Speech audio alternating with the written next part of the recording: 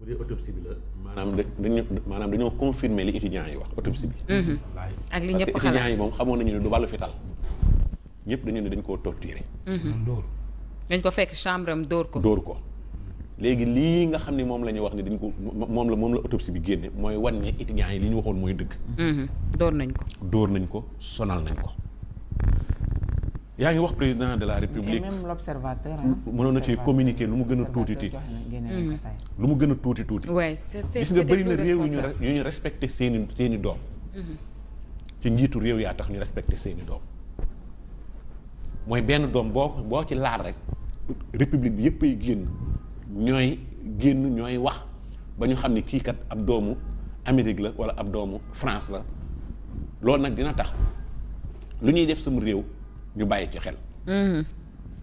waaye dafa tombeek ndax nit ñi jiite faale nañu askan wi tuuti ndax suñu 18 supporters yi nekk fee ci Maroc ndax tal nañ leen ndax toppatoo nañ leen kay nga xam ne moom la ñu amoon yaakaar pour mu toppatoo leen muy avocat bi mu dem ba yaakaaru avocat bi tas mooy yaakaaru askan wi tas nañu ci 18 supporters yooyu te ana tey jii nii xam dañoon jàpp ni une semaine gouvernement bi war na koo dox xam nga lu mu lay won moom mooy sénégalais bu nekk fa nga nekk ci bitum réew na nga bàyyi xel ni loolu lijjantiwul sa bopp kenn du la ko lijjanti. lu la fa dal dina yeex ñu jàppale la. relation Sénégal ak Maroc premier ministre dem Maroc. ba léegi nii may wax ak yow 18 supporters yi nekk Maroc ba seen famille bi nekk fii Sénégal. di inquiété wu di wax coono yi nga xam ne moom la seen doom yi nekkee fële te ñu ay doomi Sénégal yoroon drapeau Sénégal supporter ji équipe nationale faale wuñ leen. tey ñu wax ne am na beneen doomi Sénégal boo xam ni faatu na ci biir université doo gis kenn ku ci génn jaale wala gisaguma ko moom mooy faalewuñu li nga xam ne moom mooy doomu réew mi. waaye njiit bu faalewuñ doomu réewam waa réew ma faale ñoom seeni doom biñ koy rob bu démb ay boroomi karaw ñuul képp nga fay gis yoo xam ne ay xale yu ndaw yu ko accompagner jëm ak moom Yoof ngir xam ni kii kat. fi mu faatoo xam ni kii kat ku doon sàkku xam-xam la xam ni kii kat yaakaaru Sénégal la ëllëg waaye xam ni kii yaakaaru njabootam la kooku Sénégal yi yëpp rendre ko hommage démb gis nga li ñuy wax encore une fois mooy nañ ñu bàyyi xel sa waay dafa Cheikh Tidiane dafa wax ju am solo mooy ñoom heure bu lu ñu laal ba mu yëngatu rek wàllum xaalis la. du ñu laal mukk lu àndul ak xaalis président Bougane fii la taxawoon boobu li 1% yi xewagul mu ni ñi jiite juuti la. ay daggkatu juuti lañu. wax jooju am ñoo xam ne réyoon na seeni nopp sax mais chaque jour wax jooju day confirmer ni ñi jiite ay daggkatu juuti lañu. ndax bu ñu daggul ci 1% yi ñoo ngi ñuy dagg ci yeneen yi. tey étudiants yii nga xam ne kenn ku nekk surtout président de la république wax ni maanaam boursam boobu mu doon jot ci la daan dimbale yaayam ci la daan def nangam léegi bourse boobu yow nga daan jot di ci dimbali sa famille. bourse boobu nga dem ba toog doon président de la république ànd ceeg premier ministre daal di wax leen nañu réformer bourse yi. déformation professionnelle la mais quand même. yaakaar bu tas la. di nga étudiants yi réew mi moom ñu bari seen yaakaar tas na waaye rawatina étudiants yi.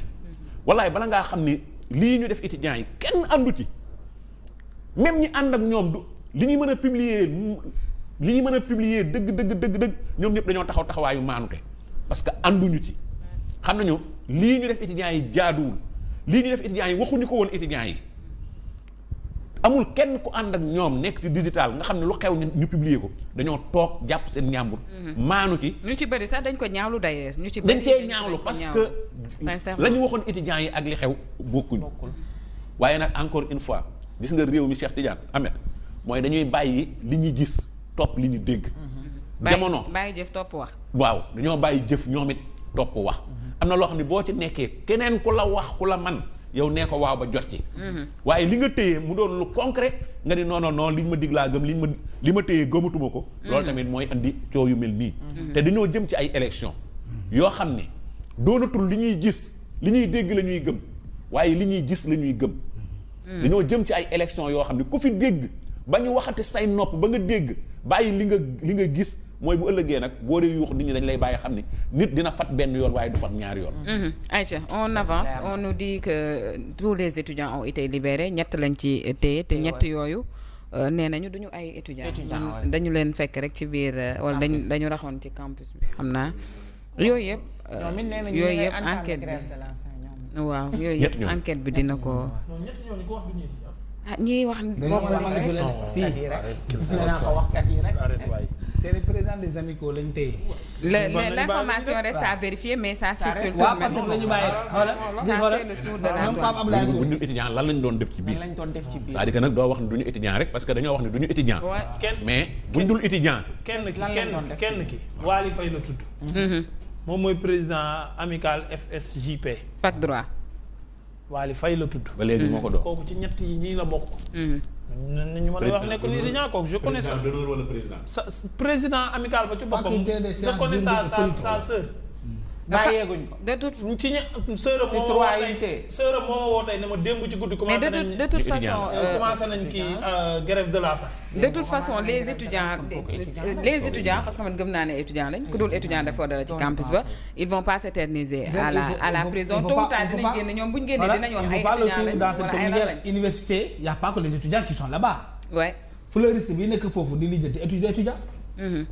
période de grève bi boo tëjee mu des ci biir. nga jàpp travailleurs da ngay mën a wax ne étudiant c'est que fii bu fi kenn nax kenn. fleuriste bi nekk ci biir université booy bi di arroser jardin yi boo ñëwee barricade mais mu ngi ci biir. boo ñëwee dajeek moom xam nga fu mu jëm nga jàpp dugal yow quel élément nga yor pour xam ne ki ngay téye ni étudiant la wala du téye ña. étudiant y a des boutiquiers à l'intérieur de l'université. Université c'est un monde. Cireur de chaussures baa nga ci biir université. voilà. effectivement cireur de chaussure bi mu ngi ci biir université. jardinier bi mu ngi ci biir université balekat bi mu ngi ci biir université. gardien baa ngi ci biir université boo yaa nga fa yaa tout l'université c'est un monde.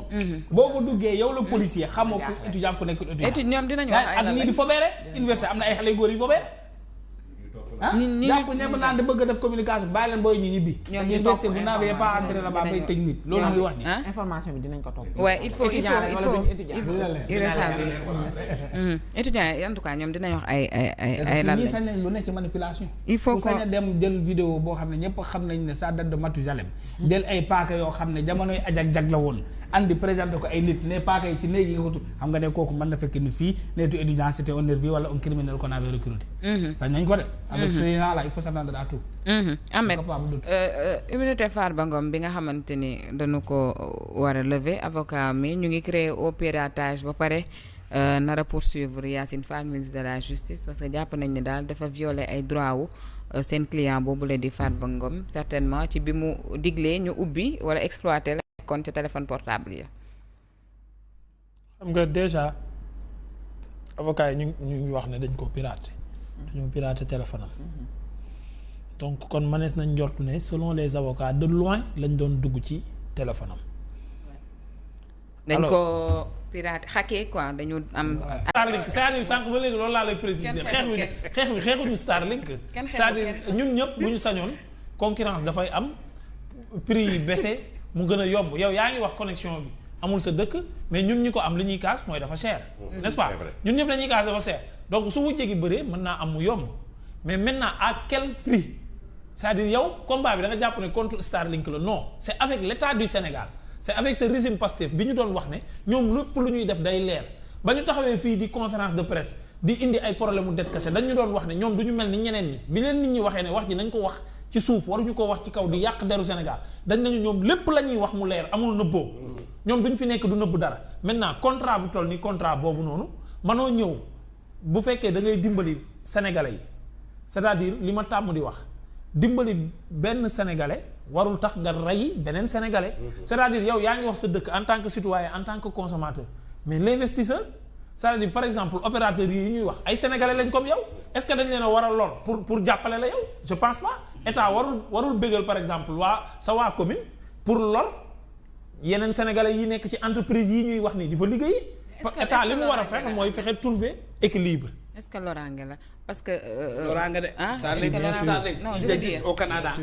non je veux dire si bu fekkente ni si on suit la logique de l'État dañu indi Starlink pour yóbbu ko. dans les zones les plus éloignées et puis les universités les c'est zones ça. les plus C'est une bonne vulnérables. c'est une bonne précision que tu viens de faire. léegi état da ngeen ma bëgg a wax mënu woon accompagner mënoon accompagner ñi pour ñu yóbbu. non fi Orange yeggul. waaw Expresso yeggu fa. waaw Yaas yeggu fa. waaw Starlink foofu la dem ak satellite am pour connecter au minimum 1 million de personnes. dégg naa leen pour ñu mën a am accès à internet comme tout le monde. les zones xam naa loolu léegi loolu mënul collaborer ak ñett ñi ñu def ko. non je sais pas. c'est ça lu tax mënu ko bu fekkee ñoom dañuy jaay panafricaniste ak kii nu mu tudd seen beneen seen fameuse phrase boobu noonu ñu tàmm.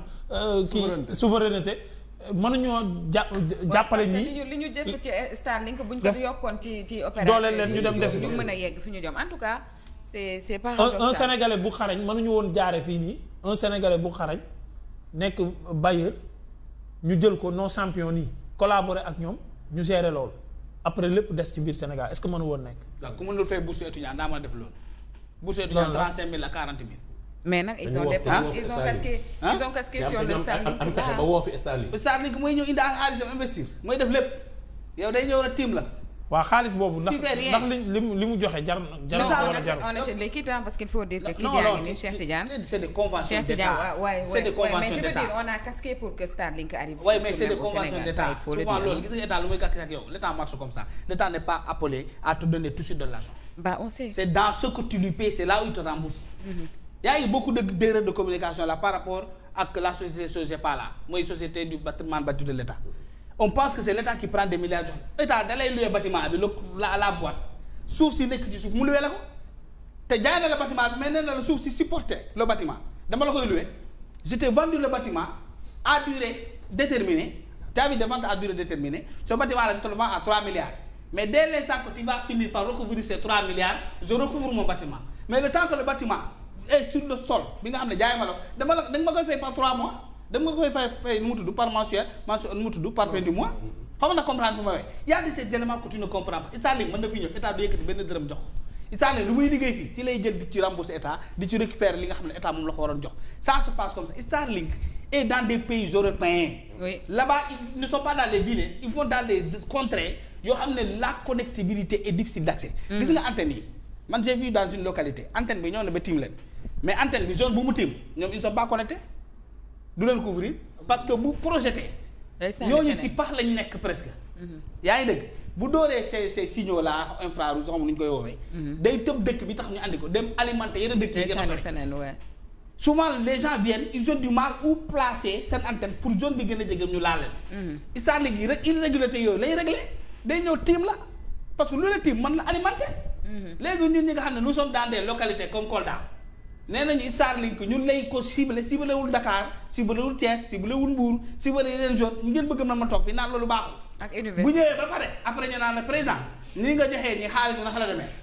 ñu waxtaanee ko ba pare après ngeen soog a fay. non day fekk bay woy na mbuus. waaw noonu bay di woy mbuus. day woy mbuus kay. ñu dugal loxo bi rek génne mbuus. li lépp ñàkk communication la rek. voilà ñàkk communication li lépp ñàkk communication la. c'est ça. mais li ñuy waxtaanee fii nii keroog loolu laa doon wax fii na fi. fàttali. le rappel profite au croyant. keroog loolu laa doon wax fii bi ñuy wax première fois bi ñuy wax waxi Starlink ma ne leen yan condition la fi Starlink ñëwee benn kan moo démarché marché bi commission bi ñaata la Starlink ñaata la casqué fii laa ko waxee keroog c'est ce qu'on loolu lañ doon expliquer fii ma ne leen encore waxaat naa ko fi keroog ma ne lan moo tax état bu Sénégal mënul woo opérateur yi ma jël exemple Expresso keroog fii ma ne lan moo tax mënuñoo woo Expresso ne ko saari bi ji amul réseau Expresso amul cours amul connexion nan lañ mën a def ba ngeen Sénégal yëpp connecté ñu jàppale leen ci moyens yooyu noonu nga xamante ni moom dinañ ko am pour mën a samp fépp li nga xamante ni moom mooy seen antenne état mën na ko. lu tax defu ko. mais nag seen dëkk bi du fii ak amul courant pour ngeen am connexion bu dëgër. non Saare bi am na courant. Saare bi am na courant Saare bi amul courant. amuñu courant. Saare bi amul courant amul courant bëgg connexion. bu mënte ne parce que même ndox mi. mais yow li nga war a jëlee xeex nag saa waay mooy courant. xam nga lan quand vous êtes dafa nanga dem wax quand vous êtes 98 villages. il faut mu régler problème dafa nanga rek quand vous êtes 98 villages. boo duggee ci commune bi da nga yaakaar ne am na courant parce que les gens ont installé des systèmes de panneaux solaires ils alimentent leur maison dañuy yor ay frigo yor lépp mais c'est le système solaire. ok yaa ngi dégg dama naa nga rek y a 2-3 villages alimentés en électricité. alimentés en électricité ay quelques villages mais quand la commune de Sarabidji je dirais que c'est l'une des plus grandes communes du Sénégal. dafa dem ba laal Gambie une commune boo xam ne mën nga ci daw presque 3 heures de temps doo ko traversé dafa ngande. oui c'est une grande commune. c'est une grande commune mais yéen nan ngeen def ba Sarabidji yéen amoo leen courant ñun à Bourkou dans le département de Médina Fula ñun am nañ courant. am nañ ndox am nañ connexion waaw Bourkou bu ñu la déggee di nga xam ne tâche tokk la ci ñi am courant Bourkou je connais la localité que tu cites là. tokk la tu prends 97 villages. c'est 52 villages xaw ma 53. man je fais 97 villages. y a 97 villages 3 jours am électricité. kon amul électricité. non quand je te dis am nañ électricité mooy projet nu mu tuddati projet bii nga xamante ne moom moo jur coow li léegi. mais projet boobu noonu connecté na la majeure partie des villages qui sont là-bas. moom laa lay wax mais yéen lan moo tax boobu. man nga ñëw gis ay panneaux solaires guddi de fekk ay lampes solaires. waaw yow man fu ma dëkk man dinaa jaawale panneau solaire ak courant. dëkk bu ma dëkk te ñu installé ma dugalal ma courant barki dem sama biir kër. booy sa village la. ma fay 15 000 francs boo jëlee commune gis nga boo jëlee souvent la commune. dans les communes je parle du monde rural. gis nga le monde rural. non man li ngay da ngay ñëw gis benn village pont bi mën na électrifier mais li tax ñu wax commune bi du ñu am électricité. non li ngay kaas ni xoolal li ngay kaas ni man loolu laay kaas man d'accord naa de parce que ñun suñu village par exemple bi ñu commencé am réseau bu stable yàggul matagul ñaari at wala mu at ci lay toll. réseau connexion. réseau téléphonique ak connexion. ok man su ma xasaan dugg suñu village maanaam man kenn ku ma jot tant que génnu ma. pour ma génn pour ma woote damay dem dëkk bi ñu dendal à 5 kilomètres foofu noonu pour ma am réseau pour woote mais léegi ak antenne bi fa nekk. moo tax ñu am réseau des fois mu perturbé wu. am na yeneen dëkk yu dend ak ñun yoo xam ne amuñu réseau. ñoom pour ñu woote wala pour ñu am réseau. dañuy ñëw seen dëkk dañuy ñëw suñu dëkk wala ñu génn ba ci tool yi foofu noonu mën a am réseau. donc c'est à beaucoup tu as dit non. mais problème Bourkou oui dëkk boo xam ne amul courant. Bourkou pour nga am connexion problème lay. non c'est pas lié de. di nga antenne yooyu ngay demandé. waaw antenne yooyu ngay demandé. c'est pas lié. non wax la. léegi antenne yi ngay demandé lu koy doxal. c'est pas lié dama ne. forage yi groupe wala courant moo koy doxal. non kii la ay groupe la. ay groupe ñoo koy doxal forage yi bëri ay groupe la da ngay jënd essence ñëw sol. non mais bu amee courant groupe du ko doxal. voilà mais forage groupe yaa ngi fi. non man nag Cheikh il faut que je pensais réellement que ni nga doon encourager l'arrivée de Starlink moom ñëw na ba pare c'est à la kulli xaal. mais je pensais que le problème du courant était déjà réglé dans ta localité moo tax nga doon sàkku xëy na ñu dimbali leen ci satellite pour ngeen mën a am couverture de données mobiles mais gannaaw ba amoo courant moom. may sa ngay def demande mu dugal ko. on a y a l'électricité est venue c'est sur les périphéties maanaam électricité bi Kolda commune Kolda fu mu entrer en contact avec sama commune courant bi day dugg à un village taxaw. yaa ngi dëgg mais y a des antennes là-bas te courant amul li ngay wax ne antenne yaa nga fa antenne orange ma nga fa ak yenn affaire yi mais c'est on veut de la qualité il faut que ça soit alimenté. man je ne parlerai pas comme un boy Dakar parlerait vous ne pouvez pas ma nekk fii di naan oui je calcule oui il faut espionnage ak yooyu qu'est-ce qu'on va espionner dans mon village. ñun on veut être connecté mon frère. je parle comme parlerait un Kolda qui a besoin d'une connexion. je parle comme parlerait. yow da nga see bokk yow ngay boy taawal. kii di boy taawal. kii boy Saalum la léegi. Saalum gii la gën a xam ak Ndakaaru yéen amoo leen problème courant inadmissible que Thiès Kaolack mais Diourbel Bambey des villages à 5 kilomètres des centres villes ñu bañ a am courant. maa la gën a sori yaa ngi dégg man ci àll ba laa nekk yow tu es à 5 kilomètres. moi je suis à 100 et wala 200 et quelques kilomètres. kii apatride la. kii apatride la. xamatul dara ci commune am. Starlink daal bu dee dinañ jox connexion bu gaaw Bassirou Diomaye Faye gaawal mu ñëw tim suñu village. ayca am na da nga yokk léegi nag ku mu neexul nag nga fexe jox ñu courant bu doy nu mu tudd connexion bu doy. non c'est-à-dire li xew mooy Cheikh Tidiane. wax ji nañ ko wax ci suuf waruñu ko wax ci kaw di yàq deru Sénégal dañ nañu ñoom lépp la ñuy wax mu leer amul nëbboo ñoom duñ fi nekk du nëbb dara maintenant contrat bu toll ni contrat boobu noonu mënoo ñëw bu fekkee da ngay dimbali sénégalais yi c'est-à-dire li ma tàmm di wax dimbali benn sénégalais warul tax nga rey beneen sénégalais c'est-à-dire yow yaa ngi wax sa dëkk en tant que citoyen en tant que consommateur mais l'investisseur c'est-à-dire par exemple opérateurs yi ñuy wax ay sénégalais lañ comme yow est-ce que dañ leen a war a lor pour jàppale la yow je pense pas état warul bégal par exemple waa commune pour lor yeneen sénégalais yi nekk ci entreprise yi ñuy wax ni di fa liggéey. état li mu war a fexe mooy fexe trouver équilibre. est-ce que loraange la parce que. loraange de. ça non je veux dire au Canada. non je veux dire si bu fekkente ni si on suit la logique de l'état dañu indi Starlink pour yóbbu ko dans les zones les plus éloignées et puis les universités les zones les plus vulnérables. léegi état da ngeen ma bëgg a wax mënu woon accompagner ñi pour ñu yóbbu. non fi Orange yeggul. waaw Expresso yeggu fa. waaw Yaas yeggu fa. waaw Starlink foofu la dem ak satellite pour connecter au minimum 1 million de personnes. dégg naa leen pour ñu mën a am accès à internet comme tout le monde. les zones xam naa loolu léegi loolu mënul collaborer ak ñett ñi ñu def ko. non je sais pas. c'est ça lu tax mënu ko bu fekkee ñoom dañuy jaay panafricaniste ak kii nu mu tudd seen beneen seen fameuse phrase boobu noonu ñu tàmm. kii souveraineté mënuñoo jàppale ñi. li ñu def ci Starlink buñ ko yokkoon ci opérateur dooleel leen ñu dem def ñu mën a yegg fi ñu jëm en tout cas c'est pas un sénégalais bu xarañ mënuñu woon jaare fii nii un sénégalais bu xarañ nekk bailleur ñu jël ko non champion nii collaborer ak ñoom ñu gérer loolu après lépp des ci biir Sénégal est-ce que mënu woon nekk. waaw ku mënul fay bourse étudiant daa mën a def loolu. bourse étudiant 35 000 à 40 000. mais nag ils ont casqué sur le Starlink ba woo fi Starlink. Starlink mooy ñëw indi xaalisam investir mooy def lépp yow day ñëw rek tiim la.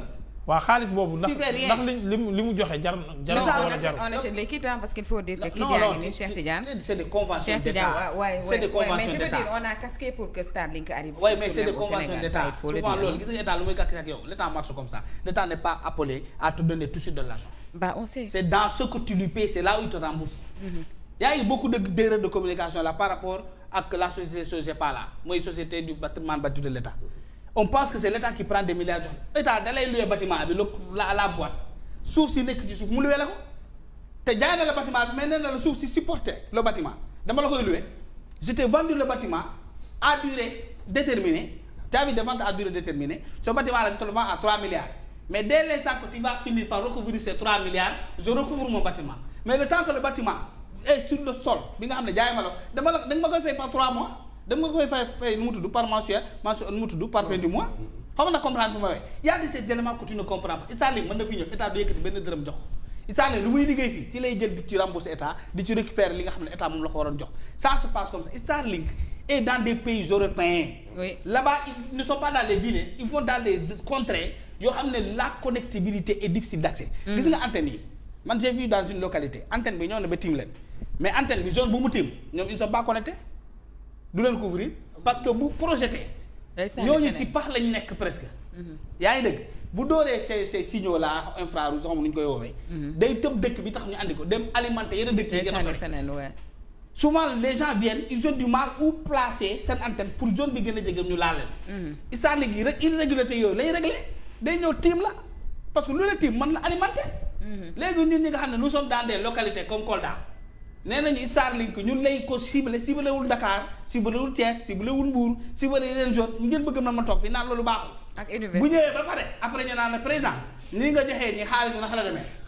ñu waxtaanee ko ba pare après ngeen soo ko fay. non day fekk bay woy na mbuus. waaw noonu bay di woy mbuus. day woy mbuus kay. ñu dugal loxo bi rek ngeen ne mbuus. li lépp ñàkk communication la rek. voilà ñàkk communication li lépp ñàkk communication la. c'est ça. mais li ñuy waxtaanee fii nii keroog loolu laa doon wax fii na fi. fàttali. le rappel profite aux croyants. keroog loolu laa doon wax fii bi ñuy wax première fois bi ñuy wax waxi Starlink ma ne leen yan condition la fi Starlink ñëwee benn kan moo démarché marché bi commission bi ñaata la Starlink ñaata la casqué fii laa ko waxee keroog c'est ce qu'on loolu lañ doon expliquer fii ma ne leen encore waxaat naa ko fi keroog ma ne lan moo tax état bu Sénégal mënul woo opérateurs yi ma jël exemple Expresso keroog fii ma ne lan moo tax mënuñoo woo Expresso ne ko saari bi gi amul réseau Expresso amul courant amul connexion nan lañ mën a def ba ngeen Sénégal yëpp connecté ñu jàppale leen ci moyens yooyu noonu nga xamante ni moom dinañ ko am pour mën a samp fépp li nga xamante ni moom mooy seen antenne état mën na ko. lu tax defu ko. mais nag seen dëkk bi du fii ak amul courant pour ngeen am connexion bu dëgër non Saare bi am na courant. Saare bi am na courant Saare bi amul courant. amuñu courant. Saare bi amul courant. amoo courant bëgg connexion. bu mënta ne parce que même ndox mi. mais yow li nga war a dégg xeex nag saa waay mooy voilà xam nga la quand vous êtes dafa nanga dama wax quand vous êtes 98 villages. il faut mu régler problème dafa nanga rek quand vous êtes 98 villages. boo duggee ci commune bi boo duggee ci commune da nga yaakaar ne am na courant parce que les gens ont installé des systèmes de panneaux solaires ils alimentent leur maison dañuy yor ay frigo yor lépp mais c'est le système solaire. ok yaa ngi dégg dafa nanga rek y a 2-3 villages alimentés en électricité alimentés en électricité ay quelques villages mais quand la commune de Saare Bidji je dirais que c'est l'une des plus grandes communes du Sénégal. dafa dem ba laal Gambie une commune boo xam ne mën nga ci daw presque 3 heures de temps doo ko traversé dafa ngande. oui c'est une grande commune. c'est une grande commune mais yéen nan ngeen def ba Saare Bidji yéen amoo leen courant ñun à Bourkou dans le département de Médina Fula ñun am nañ courant. am nañ ndox am nañ connexion waaw Bourkou bu ñu la déggee di nga xam ne tâche tokk la ci ñi am courant Bourkou je connais la localité que tu cites là. tu prends 97 villages. c'est 52 villages xaw ma 53. man je fais 97 villages. y a 97 villages 3 jours am électricité. kon amul électricité. non quand je te dis am nañ électricité mooy projet nu mu tuddati projet bii nga xamante ne moom moo jur coow li léegi. mais projet boobu noonu connecté na la majeure partie des villages qui sont là-bas. moom laa lay wax mais yéen lan moo tax boobu. man nga ñëw gis ay panneaux solaires guddi de fekk ay lampes solaires. waaw yow man fu ma dëkk man dinaa jaawale panneau solaire ak courant. dëkk bu ma dëkk te ñu installé ma dugalal ma courant barki démb sama biir kër. booy sa village la. ma fay 15 000 francs boo jëlee commune gis nga boo jëlee souvent la commune. dans les communes je parle du monde rural. gis nga le monde rural. non man li ngay da ngay ñëw gis benn village pont bi mën na électrifier mais li tax ñu wax commune bi du ñu am électricité. non li ngay kaas nii xoolal li ngay kaas nii man loolu laay kaas man d'accord naa de parce que ñun suñu village par exemple bi ñu commencé am réseau bu stable yàggul matagul ñaari at wala mu at ci lay toll. réseau connexion. réseau téléphonique ak connexion. ok man su ma xasaan dugg suñu village maanaam man kenn dootu ma jot tant que génnu ma. pour ma génn pour ma woote damay dem dëkk bi ñu dendal à 5 kilomètres foofu noonu pour ma am réseau pour woote mais léegi ak antenne bi fa nekk. moo tax ñu am réseau des fois mu perturbé wu. am na yeneen dëkk yu dend ak ñun yoo xam ne amuñu réseau. ñoom pour ñu woote wala pour ñu am réseau. dañuy ñëw seen dëkk dañuy ñëw suñu dëkk wala ñu génn ba ci tool yi foofu noonu mën a am réseau. donc c'est beaucoup tu as dit non. mais problème Bourkou oui dëkk boo xam ne amul courant. Bourkou pour nga am connexion problème lay. non c'est pas lié de.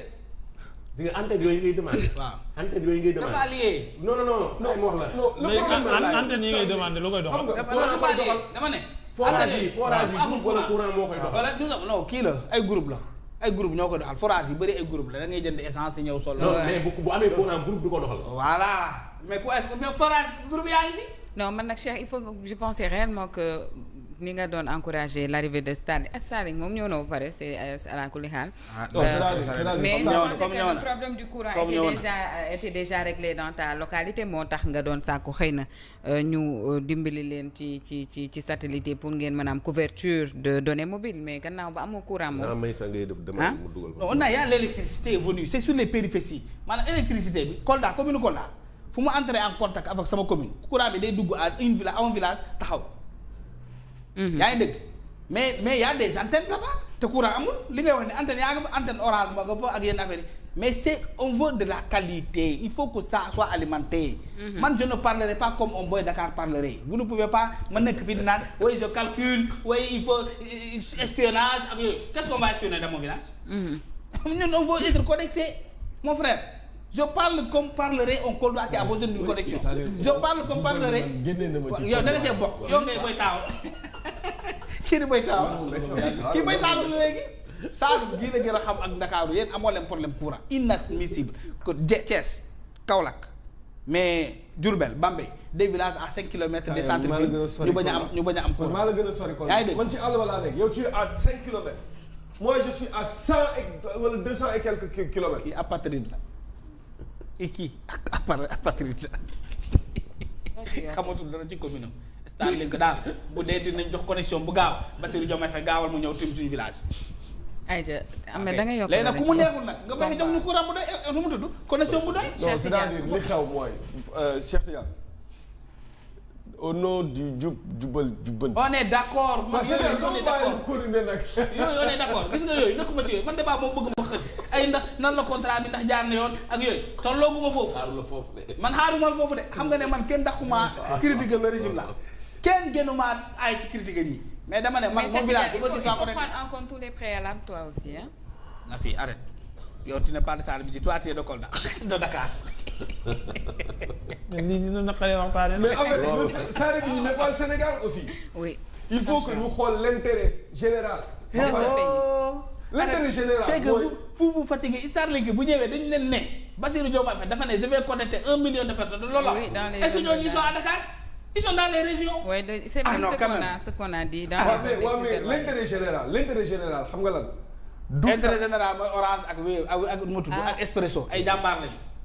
oui Expresso de first. intérêt général mooy Expresso. ma yem fa du ma ci boole sax beneen opérateur. mooy Expresso waaw léegi. ni ñaa ngi ci. léegi Cheikh Tidiane. man am naa puce Expresso seen connexion baax na lool. nam jëlal 500 ngay connecté une semaine loolu dara dàqu ko. Aïcha Ahmed rapidement rek loo ci yokku parce qu'il faut dire que nag combat bi Orange ak Expresso ak Yaas di mener c'est important parce que ñoom li ñuy sàkku mooy rek ñu dimbali leen wax leen dans quelles conditions wala ci yan critères la Starlink moom mu débarqué ci réew mi ak ñaata la ñu ko jëndee xëy na li tax ñuy insister ci ñaata la ñu ko jëndee c'est pour peut-être am na lu mu ëmb amet. waaw pour ne pas bañ a faire publicité parce que y a une solution par rapport ak moom mii dëkkam bi muy wax. mais peut-être frais yi ñoo metti sànq ba léegi moom laa doon gëstu par rapport ak techniquement yan voies et moyens la yeneen opérateurs yi teg pour zone yooyu noonu ñu mën a am. couverture 105G ainsi de suite sans fibre ñoom nan lañ mën a def ba mën a am couverture donc frais d'accès yi ndeke moo seer 100 000 francs la. après 30 000 par mensualité donc pour zone yi nga xam ne 5G couvrir ko wala amuñu fibre. donc zone ñoom kàdde bi gars yi techniquement prévoir nañ ko mais peut-être dafa cher.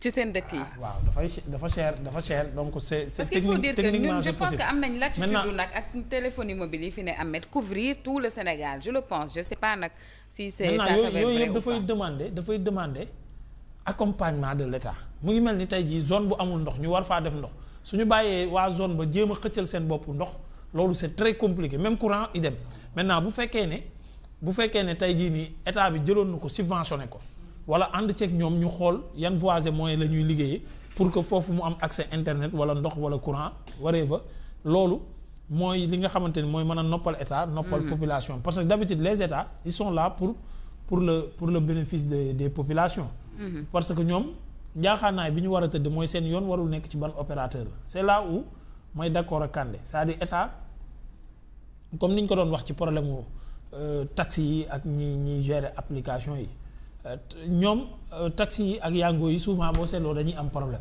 maintenant état lu mu war a xool mooy ban moo ci gën a noppal sénégalais yi loolu la état war a xool maintenant ban moo ci war a gën a noppal sénégalais yi Kandé beneen axe bi muy bañ ñu waxtaane ko axe boobu mooy problème bi mooy li moom moo wax c'est-à-dire l'état ne doit pas xool rek am na village bu amul connexion naa fexe ba mu am connexion non maintenant lii tax mu am connexion loolu ban njariñ la ci sénégalais yi di am ndax njariñ miñ ci war a am nañ ko ci carrément wala amuñu ko ci pour man foofu la débat bi war a nekk et beneen bi promesse électorale la boo xam ne ñoom dañu defaroon ne lépp luy contrat bu ñuy mënti signer li ñuy njëkk a def mooy xool doomi réew mi su fi amul ñu doog ko jéggaane te suñ ko jéggaane dinañ wax sénégalais yi nan ak nan la demee contrairement ak régime yi fi mës a jaar yëpp donc nag bu ñu tolloo fii par rapport ak Starlink il faut nit ñi dem il faut qu'on doit se poser des questions yoo xamante ni mooy nan la demee lan la ci Sénégal di gagner d'ici quelques années nan la ñuy mujjee ak moom est-ce que day continuer Starlink est-ce que ci politique am mooy ñëw fii xool ay poches yoo xam ne amuñu internet kese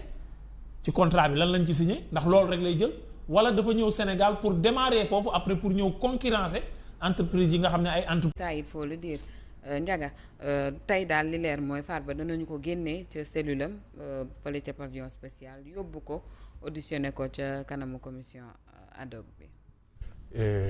gis nga na fi affaire Farba lépp politique la. tout leer. ca tàmbali ba léegi. ndax lu ko jiitu ñu di ko arrêté moom moo wax na ko ci añaam la ñu waxoon ni dinañ ko jàppalu beneen bi Farba Tahirou Sarr ñu bàyyi ko téyewaat Farba xam nga lu tax Farba nag man damay wax ni parfois damay poser question ni xam nga Farba dafa jege woon président Macky Sall doonoon ay tànkam doonoon ku ko jege waaye doonoon ku koy doxloo ci lu bari mandat président Macky Sall jeex président Macky Sall dem toog Maroc Maado dañoo jàpp ni Farba mi nga xam ne moo doon tànkam moo ko doon doxal moo ko xamaloon ci lu bari kii nag bu ñu kee demee Maroc kii koy continuer di doxal ak di ko waxal ci réew mi li ñuy def nag te bu dee base politique mooy Farba am na ko léegi lan moo ci des mooy ki nga xam ni ngeen baal ma ki nga xam ne mooy bëtam ki nga xam ne mooy tànkam ki nga xam ne mooy léppam li ñuy def mooy nañ ko téye ba nga xam ni li nga xam ne moom la mën a doxloo Farba te mënul koo doxloo keneen mooy bu ñu téyee Farba ci kaso bi moom mooy dina am lu sooxe ci diggante président Macky Sall ci li ko war a doxal fii ci réew mi waaye lu ko war a doxal ci yenn yi. tu as parfaitement raison Fall. parce que moo ko daan doxal ci politique bi. moo ko daan doxal lépp. ci religieux bi moo ko daan doxal ci lu baree bari homme de confiance am boobu nag. nga xam ne Farba ñëpp xam nañ ko ak président Macky Sall. bras droit te muy bras droit am mooy président Macky Sall bu toogee Maroc ay tànkam ak noppam mooy doon Farba nañ jël Farba tëj bi Farba bi ñu nee nañu libéré Farba ak. Tahirou ñu ne noonu Tahirou du danger bi. buñ ko libéré moom ci ay business am ci li mu jot a tardé. ci lay dellu def mais Farba buñ ko libéré mooy nag tey la wàllu di gën a aay mooy li ñu ko tuumaa loon ci ay milliards yu dul jeex. ñu xëy libéré ko. ñaareel bi ñoom ñoo doon wax ni nañu ñun opposition milliardaire la ñu am moom mooy kon su boobaa du baax ci ñun mooy mer gi nga xam ne mer na Farba mer na ko ci tëjun goo xam ne tëjum politique la mu war a génn liggéeyal boo xam ne liggéeyu boppam la boo léegi liggéeyu président Macky Sall boo léegi liggéeyu APR mooy Farba du xaj suñu kon loolu information yi ñu am mooy dinañ leen bàyyi kon nañu xool nan la ñuy def ba Farba des ci kaso bi te dina leen jaral tout li Cheikh Tidiane ni amuma yaakaar ñu bàyyi Farba. mooy dinañ def tout ba Farba desaat ci kaso bi. mais force reste toujours à la loi je parle dans ce sens je veux dire aujourd'hui bu fekkente ni le corps judiciaire toppewul dara Farba ak porox ndoll buñ ti mën a def itam ak lu nu ko jéem a coller motif Farba il finira par rentrer chez lui. bu appel nag. bu ñu defee appel nag. waaw loolu laa wax dama ne even je parle pas de ce cas-ci mais je parle dans le futur il ne va jamais s'éterniser xëy na ci biir kaso bi oui ala kulli àll day génn même affaire portable yi même buñ ko ci àttee woon du weesu ñetti weer jërëjëf daan bi lu mu bari du weesu ñetti weer xanaa woon kon bu doon maay Farba damay nangu ñu àtte ma ko nga xam ne su ma génnee kenn du ma topp dara du am benn charge bu ñu may toppati parce que lu daan bi lu mu rëy du weesu ñetti weer même buñ ko doon àttee dañ koy àttee tëj ko 1 mois ou lu maximum 3 mois bàyyi ko mu dem. moo tax c'est-à-dire que xeex la boo xam ne dafa am jeexitan. jeexitan mooy bi ngay wax noonu jeexitan bi mooy ñu bàyyi Farba mu ñibbi. wala ñu téyewaat ko ci kaso bi àtte ko àtte goo xam ne nag àtte ñetti weer daan bi lu mu bari mais dafa am beneen porte-parole boo xam ne mën nañ see am. mooy kañ lañ koy àtte. moo tax avocat yi di xeex parce que tamit. bàyyiwaat ko ci kaso bi te joxewuñu datu àtte bi tamit day gën a metti ci Farba. ci koo xam ne nag vraiment ñu bari waxoon nañu ni bañ ko waroon a bàyyi moo lañu waroon a njëkk libéré sax Tahirou Sarr ndax ci problème mu santé yi nga xam ne médecin yépp waxoon nañu ni nañ ko bàyyi mu ñibbi këram. Aïcha Ahmed yaakaar naa ni. par rapport ak mbiri Farba Cheikh Tidiane lim ci wax loolu laay ànd man it. amuma ci yaakaar dans la mesure où damaa jàpp ne sama ngëm-ngëm la c'est commandité et premier ministre bi aussi moo taxaw waxoon ñu bu ñu ko fàtte que ku mu bëgg ñu jàpp la da koy wax ministre de la justice mu wax ko procureur woo la. maintenant bu ñu gisee à chaque fois procureur mooy woote. bu ñu gisee à chaque fois ku ñu jox liberté provisoire procureur mooy lànk bu yàggee waxam ji nag daal di tey xel. beneen bi mooy enjeu politique bi mu am nous sommes à quelques mois des élections locales su fekkee dina am loolu it beneen débat la bàyyi ci Farba ci période bii mu dem daal di ñibbi añam boo seetloo ñu bàyyi ñëpp Lat Diop oraam dafa yokk Géejawaay keroog ba ñu bàyyee Aliou Sall gis ngeen ni mu mel Mansour Faye gis ngeen na mu mel Saint-Louis ci période bii bàyyi le maire dañam mu dellu añam je pense pas que ne ak calcul ak politique yi ñu nekk di teg boobu léegi nga xam ne loolu rek moo leen ñor je pense pas que ne dinañ bàyyi Farba mu ñibbi këram loolu moo tax ma am ci njortu gu ñaaw waaye amaana tamit ñu bañal seen bopp beneen gàcce mën naa ne. bañ a defaat beneen pourvoi parce que. à chaque fois que seetlu naa ñu def appel bu ñu demee. waaye la gars yi waxoon dans un premier temps moom la yeneen cours yi ci topp cours supérieurs yi di wax donc jàpp naa ne peut-être pour éviter loolu seen bopp aussi peut-être mën nañ bañ a defaat beneen appel mais lu wér te wóor te ñëpp xam ko nga danga ciy ànd wala nga bañ cee ànd Farba dañ koy jaay doole téye ko ci kaso bi feebar nit ñi wax ba sonn bàyyiwuñu ko bàyyi Tahirou mi nga xam ne moom la bokkaloon problème loolu lépp soo ko calculer da ngay xam ne yaa une main boo xamante ne nii mu ngi dugal loxoom ci jeu bi te loolu jàpp naa ne loolu jaaduwul dañoo war a bàyyi Farba Senghor mu dellu ca añam daal di def liggéeyu meeram. Farba Ngom Senghor kay dama ko tàmm. waaw. Farba Ngom. bëri nga ci morom nag. waaye man dama am problème. am na bu ñu Farba rek Senghor lañ ciy def. Farba Ngom autant pour man maire añam la ñuy wax. voilà waaw maire des añam. Aïcha du ñàkk fii ak la fin de la journée dinañu am yeneen i xibaar. ci audition bi Aïcha nga baal ma xam nga li gën a soof ci affaire yi gis nga bi nga indee sujet bi plateau bi nu mu loowee. ouais. xam nga lan moo tax. lépp wax nañ lépp. waaw man de man loolu moo tax fait le tour mbiru Farba sax man dama cee wax sonn Farba dañoo wax ci sonn lépp lañu wax lépp. wax dëgg yàlla amati lu bees. avec ce gouvernement là. non tu es obligé chaque jour nga def répétition parce que chaque jour c'est les mêmes faits. c'est les mêmes discussions c'est les mêmes sujets la ñuy indi sur la place publique. c'est compliqué hein. c'est compliqué c'est très compliqué. en ce moment là leneen lañu waroon a waxtaan lu dul ay problème bu xoolal problème bu suy bañ ci commencé wax ak léegi. mais le problème économique de ce pays là on n'en parle pas mais tey la gën a grave. oui tey lañ gën a nekk ci sous-sol.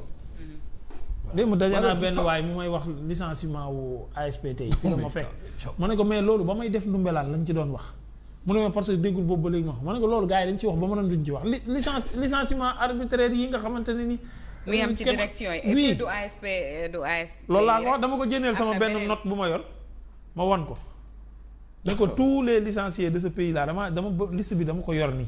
ma ne ko dañ cee wax a wax booba maa ngi woon Ndumbelaan ñëwaguma yor amagul woon. am na 7 cadres yu ñu licencié fan yële ci benn direction en moins de 3 jours. ba ñu génnoon doon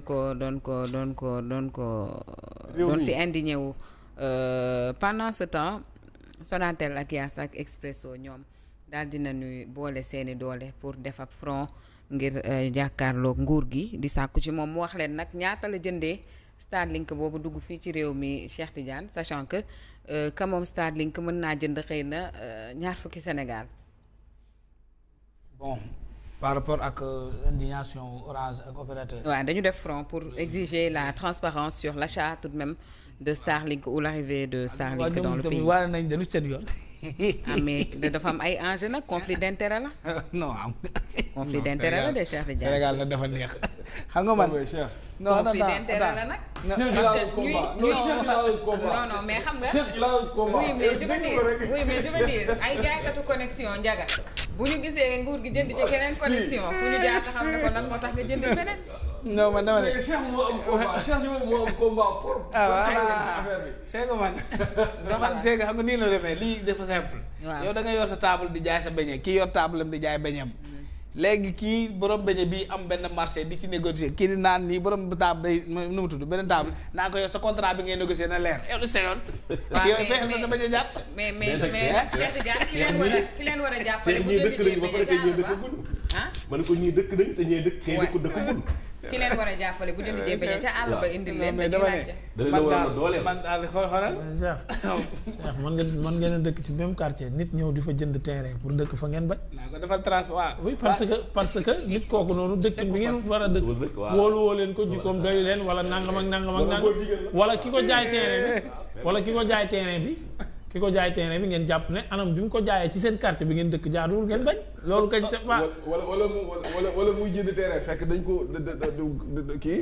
ci gaa yi la bokk. la concurrence elle est tellement bonne dans le marché dafa baax. concurrence mais avec une concurrence. non mais la concurrence elle est bien pour le marché. pour nous le peuple. non yow Cheikh yaa ngi ci concurrence problème bi mooy sunu état lan la jëlee sunu. waaw loolu askan wi ñoo koy laajte état. voilà mais ñoom ci askan bi lañ bokk. waaw ñoom ci askan bi lañ bokk Cheikh Tidiane. ay sénégalais ñoo fa nekk nii. on parle des opérateurs locaux. waxuñu ay opérateurs Burkina wala Côte d'Ivoire wala beneen dëkk. Cheikh dañ la bàyyi sa xalaat vraiment Expresso yéen moom da ngeen baax quoi yéen moom. ouais vraiment Expresso am na droit. xam ñaata la état Sénégal jëndee Starlink Expresso ak i njoñam rek nag ah toi tu contrôles tes données ndax na la non man j'ai pas dit ça j'ai dit est-ce qu'on a calculé les paramètres de l'arrivée de Starlink dans ce pays sachant que amuñu ci benn contrôle lu ñu jënd la rek loo xamante ni moom mooy ñëw teg ay loi am appliqué man xaw ma leen de waaye bu dee mën nañu permettre saari bi ji bi ma dëkk ñu am courant ça va Starlink vous êtes les bienvenus Kolda bi ma dëkk amuñu connexion madame c'est ça la vérité kii xam na président Bassirou Diomaye Faye boo gisee mu xalaat Starlink il a été confronté à ce problème de connexion. maintenant su fekkee Starlink dañoo par exemple dañoo jox Expresso ak Yes bi ñuy ñëw je donne un exemple banal comme ça basique bi ñuy ñëw Sénégal ñoom ñu ngi leen jaayee 10 000 francs. waaw kii di ñëw ñu jaayee ko 100 francs wala mu am damay laaj wala mu am ay dessous de table léegi loolu ban taxawaay la ci ki am connexion ak ki amul connexion yëpp war a am parce que xaalisu Sénégal la xaalis bu war a dugg ci keesu Sénégal la pour bu subaa yow yaa ngi wax connexion mais sa njàngu dëkk gën a baax école yi gën a baax bourse yi ñu mën ko cee fay loolu lépp mais mu joxe leneen loo xam ne tolloowul ak loo xam ne daf ko jar bu boobaa il faut ñeneen ñi daal di kaas donte wujj la il faut ñeneen ñi kaas il faut que Sénégalais yi parce que ñoom dans le cadre du jubal c'est-à-dire le combat du connexion bi le combat bi mooy ñaata à quel prix dans le cadre du jubal jubbanti mais dañ ñu war a wax contrat bi nan la demee. waaw ñun ñun askan wi. mais ñoom ci askan wi lañ. mais ku sa wujj yoo xam nga man jëm bien la wolof dafa leer ku sa wujj di sa lëb. voilà yow fii la juumee c'est-à-dire yow tu penses que ne opérateurs yi problème la ñu am ak Starlink non. problème la ñu am ak gouvernement bi. c'est-à-dire amuñu problème ak Starlink problème la ñu am ak gouvernement. moi j'ai des problèmes avec les opérateurs. man j'ai des problèmes avec les opérateurs parce que man je pense que dans mon pays sama village dafa war a am connexion. man j'ai des problèmes avec tous les opérateurs que vous citez là. voilà léegi nag sama village dafa war a am connexion. waaw léegi yow commune de Kolda waaw dama dem ba ci directeur Orange. waaw dugg ci kër biroom toog nekk sëñ bi da ngay taal sa oto ñu dem suñu dëkk nga yóbbaale sa téléphone. nous sommes là à 5 kilomètres de la ville. ngeen dem. mu lànk ne du génn fi dinaa bàyyi ba guddi wàcc man nag di nga génn de sinon si bureau bi naa ko créé bu kaa mu génn ñu dem balaa moo génn les bâtiments là téléphone am commencé di wàcc ma ne ko tu vois ñun fii lañ dëkk man je dois avoir la connexion chez moi parce que j'habite à côté de la ville. à côté de la ville je dois pouvoir travailler chez moi je dois pouvoir te joindre yónnee ma document bu diis ma téléchargé ko opérateur yooyu boobu ba léegi ñu toog fii ñu naan waa day am benn machine buy naaw fale gaayam ñëw tiin sama zone bi ma am connexion mu may naan ay ñaata la ñëwee ak ñaata la ñëweewul mais man loolu man du ma ko nangu man je défends mes intérêts en tant que citoyen. En fait, tu n'es pas cohérent dans tes combats. Comment je suis pas cohérent? Oui, parce que ok toi non parce que globalement parce que yow da ngay xeex transparence. Oui. da ngay xeex t'as pas compris. Tu ne m'as pas compris. Non, je t'ai compris. Man je suis un consommateur. Gis nga le consommateur. balaa moo xool qualité nu muy consommer na ñëw ba pare. dans nos boutiques là non attends man je suis un consommateur je suis un citoyen sénégalais qui habite dans une zone frontalière hautement dangereuse parce que c'est quand on parle de rébellion sama dëkk la est-ce que xam nga loolu nous on est en présence d'attaques nocturnes ay nit ñëw songu sa troupeau sàcc ko yóbbu doo ñemee génn amoo crédit connexion mën na la sauver voilà mën nga woote par WhatsApp mën nga woote par leneen beneen moyen tu es capable si université aujourd'hui des jeunes ont pu montrer les dérives policières c'est parce que ils sont connectés dugg sa douche am na gis naa benn étudiant ci douche bi la dugg di filmer en direct les dérives des policiers là mais loolu ce n'est pas possible chez moi quand il y a une attaque aujourd'hui je ne peux pas le montrer je ne peux pas le prouver parce que je suis déconnecté j'ai pas de cas aw ma ko électricité. man quand je ne parle pas vous êtes tous des Dakarois tapis dans des immeubles vous connaissez le TER et le BRT man je connais le vélo. Et je veux connaître le BRT je veux connaître le TER je veux être connecté di xam li xew dans le monde. tu rencontres un jeune de ma localité tu lui demandes quelle est l'actualité de ce jour du la ko mën a wax. parce que léegi man boo amee ku ma mën a andil dragon boobu mon frère man je suis très cohérent ma ne nag satellite bi ñëw tiim suñu dëkk mooy ñu connexion maintenant opérateur yi nekk fii man li may wax ak ñoom si vous ne voulez pas que ces gens viennent là mais apportez-nous de la connexion de internet. mais li nguur gi def ci Starlink dañoo wax ba sonn gis nga ñun dañoo def marche def conférence de presse wax opérateur yëpp. nee leen andi leen ay antenne ngeen sampal ñu ko fii. léegi ñu am toi connecté opérateur bu ñu nee Cheikh Tidiane li nguur gi def ci sous-traitant bi dugal Starlink ci réew mi. léegi bu dee baabu bu ci tolloo léegi maintenant en tant que citoyen ñu xool ñaata la mo Saara Bidji ma commune s'appelle Saara Bidji ma commune la gare routière de Kolda se trouve dans ma commune je suis pas connecté l'aéroport de Kolda là bu muy wax nii se trouve dans ma commune je suis pas connecté toutes les carrières se trouve tout ce que Kolda consomme en termes de légumes et de fruits qui dans ma je suis pas connecté j'ai pas d'électricité loolu dama ko wax. wax naa opérateur yi ba sonn ñu bañ a faale boo leen bëggee ma dimbali leen andi leen ma ñetti antenne opérateur bu nekk samp benn sama commune dina ci wax moom yow dox ko. léegi après ñu xaw ñun ñooy manko doon benn Starlink. ah mais non xeexuñu Starlink c'est-à-dire sànq ba léegi loolu laa lay préciser. xeex bi xeexuñu Starlink. c'est-à-dire ñun ñëpp bu ñu sañoon concurrence dafay am prix yi baissé mu gën a yomb yow yaa ngi wax connexion bi.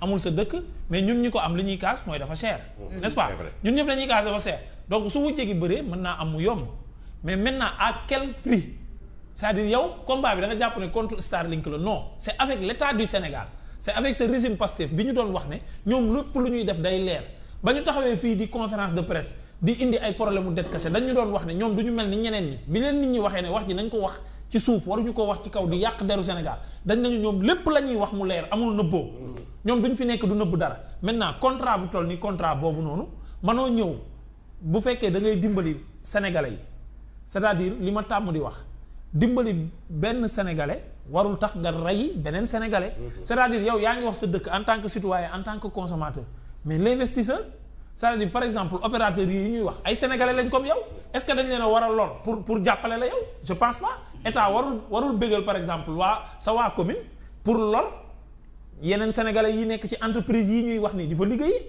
état li mu war a fexe mooy fexe trouver équilibre. est-ce que loraange la parce que. loraange de. non ils existent au Canada. ils existent non je veux dire si bu fekkente ni si on suit la logique de l'État dañu indi Starlink pour yóbbu ko. dans les zones les plus éloignées et puis les universités les zones les plus vulnérables. léegi état da ngeen ma bëgg a wax mënu woon accompagner. mënoon accompagner ñi pour ñu yóbbu. non fi Orange yeggul. waaw Expresso yeggu fa. waaw Yaas yeggu fa. waaw Starlink foofu la dem ak satellite pour connecter au minimum 1 million de personnes. dégg naa leen pour ñu mën a am accès à internet comme tout le monde. les zones xam naa loolu léegi loolu mënul collaborer ak ñett ñi ñu def ko. non je sais pas. c'est ça lu tax mënu ko bu fekkee ñoom dañuy jaay panafricaniste ak kii nu mu tudd seen beneen seen fameuse phrase boobu noonu ñu tàmm. kii souveraineté mënuñoo jàppale ñi. li ñu def ci Starlink buñ ko yokkoon ci opérateur dooleel leen ñu dem def ñu mën a yegg fi ñu jëm en tout cas c'est pas un sénégalais bu xarañ mënuñu woon jaare fii nii un sénégalais bu xarañ nekk bailleur ñu jël ko nos champions nii collaborer ak ñoom ñu gérer loolu après lépp des ci biir Sénégal est-ce que mënu woon nekk. waaw ku mënul fay bourse étudiant daa mën a def loolu. bourse étudiant 35 000 à 40 000. mais nag ils ont casqué sur le Starlink. ba woo fi Starlink. Starlink mooy ñëw indi xaalisam investir mooy def lépp yow day ñëw rek tiim la. waaw xaalis boobu ndax li mu joxe jar na wala jar. on achète les kits parce qu'il faut dire que kii yaa ngi nii Cheikh Tidiane. c'est des conventions d'État. C'est des conventions mais je veux d'État. dire on a casqué pour que Starlink arrive. Oui, mais c'est des conventions d'État. Souvent loolu gis nga état lu muy kàkk ak yow l'état marche comme ça l'état n'est pas appelé à te donner tout de suite de l'argent. Bah on sait. C'est dans ce que tu lui payes, c'est là où il te rembourse. Il y a eu beaucoup d'erreurs de communication là par rapport ak la société SOGEPA là mooy société du bâtiment bâti de l'État. On pense que c'est l'État qui prend des milliards jox état da lay louer bâtiment bi la boîte suuf si nekk ci suuf mu louer la ko te jaay na la bâtiment bi mais nee na la suuf si supporter le bâtiment dama la koy louer je t'ai vendu le bâtiment à durée déterminée tu as vu des ventes à durée déterminée ce bâtiment là je te le vends à 3 milliards mais dès l'instant que tu vas finir par recouvrir ces 3 milliards je recouvre mon bâtiment mais le temps que le bâtiment est sur le sol bi nga xam ne jaay ma la dama la da nga ma koy fay par 3 mois dama nga koy fay nu mu tudd par mensuel nu mu tudd par fin du mois xam na comprendre fu ma waxee y a des éléments que tu ne comprends pas Starlink mën na fi ñëw état du yëkkati benn dërëm jox Starlink lu muy liggéey fii ci lay jël di ci rembourser état di ci récupérer li nga xam ne état moom la ko waroon jox ça se passe comme ça Starlink est dans des pays européens. Oui. Là-bas ils ne sont pas dans les villes ils vont dans les contrées yoo xam ne la connectivité est difficile d'accès. Gis nga antenne yi man j'ai vu dans une localité antenne bi ñëw na ba tiim leen mais antenne bi zone bu mu tiim ñoom ils ne sont pas connectés du leen couvrir parce que bu projeté. ñooñu ci pax lañ nekk presque. yaa ngi dëgg bu dooree ces signaux là infrarouge xam nu ñu koy woowee. day tëb dëkk bi tax ñu andi ko dem alimenter yeneen dëkk yi gën a sori. Souvent les gens viennent ils ont du mal où placer seen antenne pour zone bi gën a jege ñu laal leen. Starlink yi rek irrégularité yooyu lay réglé day ñëw tiim la parce que lu la tiim mën la alimenter. léegi ñun ñi nga xam ne nous sommes dans des localités comme Kolda nee nañu Starlink ñun lay ko ciblé wul Dakar ciblé wul Thiès ciblé wul Mbour ciblé yeneen zone ñu ngeen bëgg ma toog fii naan loolu baaxul. ak université bu ñëwee ba pare après ñu naan la président nii nga joxee ñi xaalis bi naka la demee. ñu waxtaanee ko ba pare après ngeen soo ko fay. non day fekk béy woy na mbuus. waaw noonu béy du woy mbuus. day woy mbuus kay. ñu duggoon loxo bi rek gën ne mbuus. li lépp ñàkk communication la rek. voilà ñàkk communication li lépp ñàkk communication la c'est ça. mais li ñuy waxtaanee fii nii keroog loolu laa doon wax fii na fi. fàttali. le rappel profite au croyant. keroog loolu laa doon wax fii bi ñuy wax première fois bi ñuy wax waxi Starlink ma ne leen yan condition la fi Starlink ñëwee benn kan moo démarché marché bi commission bi ñaata la Starlink ñaata la casqué fii laa ko waxee keroog c'est ce qu'on loolu lañ doon expliquer fii ma ne leen encore waxaat naa ko fi keroog ma ne lan moo tax état bu Sénégal mënul woo opérateurs yi ma jël exemple Expresso keroog fii ma ne lan moo tax mënuñoo woo Expresso ne ko saari bi ji amul réseau Expresso amul cours amul connexion nan lañ mën a def ba ngeen Sénégal yëpp connecté ñu jàppale leen ci moyens yooyu noonu nga xamante ni moom dinañ ko am pour mën a samp fépp li nga xamante ni moom mooy seen antenne état mën na ko. lu tax defu ko. mais nag seen dëkk bi du fii ak amul courant pour ngeen am connexion bu dëgër. problème Saare bi am na courant. Saare bi am na courant Saare bi amul courant. amuñu courant. Saare bi amul courant amoo courant bëgg connexion. bu mënta ne parce que même ndox mi